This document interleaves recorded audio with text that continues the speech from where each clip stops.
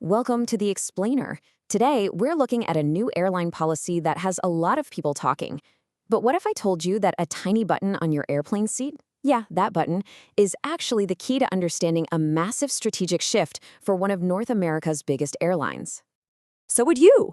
Would you pay to recline your seat? That's the big question at the heart of WestJet's controversial new policy. Yeah, on the surface, it's just about that little button on your armrest. But the real story? Oh, it's so much bigger. We're talking competition, consolidation, and really the future of flying in Canada. Let's break it down. All right, so this whole thing is part of the airline's new fare category, and they're calling it Ultra Basic. And, it fundamentally changes an expectation that, let's be honest, most of us have had for decades whenever we get on a plane. So here's the deal. You book one of these ultra basic tickets, and your seat is already set in a slight recline. But that's it. You can't push the button and lean back any further. If you want that simple luxury, well, you're going to have to pay up for an upgraded fare. And as you can imagine, this has kicked off a huge debate. Is WestJet just taking something that used to be totally free and slapping a price tag on it? Or are they just offering a cheaper, no-frills option for travelers who honestly couldn't care less about reclining? Kind of like what you see with budget airlines in Europe, like Ryanair. It really is all about how you look at it. But here's the thing you have to understand. This whole seat policy, it's not some random decision they made overnight. No way. It's actually the final piece of a huge, incredibly complex, and super fast-paced transformation that's been happening behind the scenes at WestJet. So to really get why they're doing this with the seats, you gotta zoom out and look at the bigger picture. Because in just 2 years, WestJet has, for all intents and purposes, swallowed up 3 of its main competitors, and that has completely reshaped the entire Canadian airline market. I mean, just look at how fast this all went down. In 2024, they absorbed their own low-cost airline Swoop. Then, early in the same year, they snap up planes from the bankrupt Lynx Air. And to top it all off, by May 2025, they finished this massive integration of Sunwing, the big holiday airline. Wow. And the scale of this thing is just mind-boggling. We're talking about bringing 43 aircraft from 3 totally different airlines into one fleet. Every single one of those planes has its own cabin layout, its own seating, its own history. It's a huge, huge challenge. And you don't have to take my word for it. The CEO of WestJet, Alexis von Hoensbroek, he didn't sugarcoat it. He called the whole process complex, and he really hammered home that they had to merge everything, from their operations and their staff to the actual in-flight experience across all these airlines that used to be competitors. Okay, so you're WestJet. You suddenly want this massive, kind of mismatched fleet of planes. What do? How do you create one single, unified product?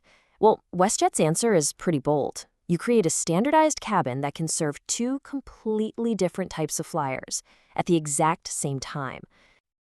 And this right here, this is the heart of their entire strategy. On one side, you've got Ultra Basic.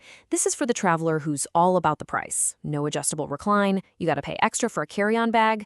But then, on the other side, on the very same plane, you have the premium options for the full-service traveler who wants all the perks. It's all happening on one aircraft. So what they're doing, really, is trying to be 2 airlines in one. It's like they're building a plane that can compete with the super cheap, no-frills carriers, while also fighting for those premium and business class customers against the big legacy airlines. It's a really ambitious plan. And you can't pull off a grand strategy like that without some serious hardware to back it up. WestJet is going all in on a single aircraft manufacturer. They're betting the farm on an all-Boeing fleet, standardized and ready for some major growth. Right now, their fleet is mostly Boeing 737s. I mean, these are the workhorses for all their North American routes. And see that little slice of 787 Dreamliners? That might look small, but that's their golden ticket to the rest of the world. And make no mistake, they are already a serious international airline. From their main hub in Calgary, those 7 Dreamliners are flying direct major hubs all over Europe and Asia. We're talking London, Paris, Tokyo. They are operating as a full-service, long-haul carrier. But their plans for the future? Even bigger. They have a massive order in for the new, high-capacity 737 MAX 10.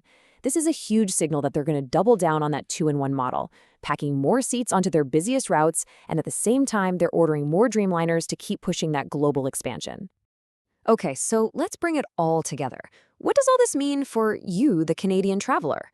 Well, with three competitors now gone, the big showdown between WestJet and its main rival, Air Canada, is getting even more intense. But it's happening in a very specific way. It really looks like a new dynamic is taking shape.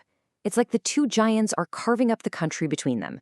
Air Canada seems to be consolidating its power out east, around its hubs in Toronto and Montreal.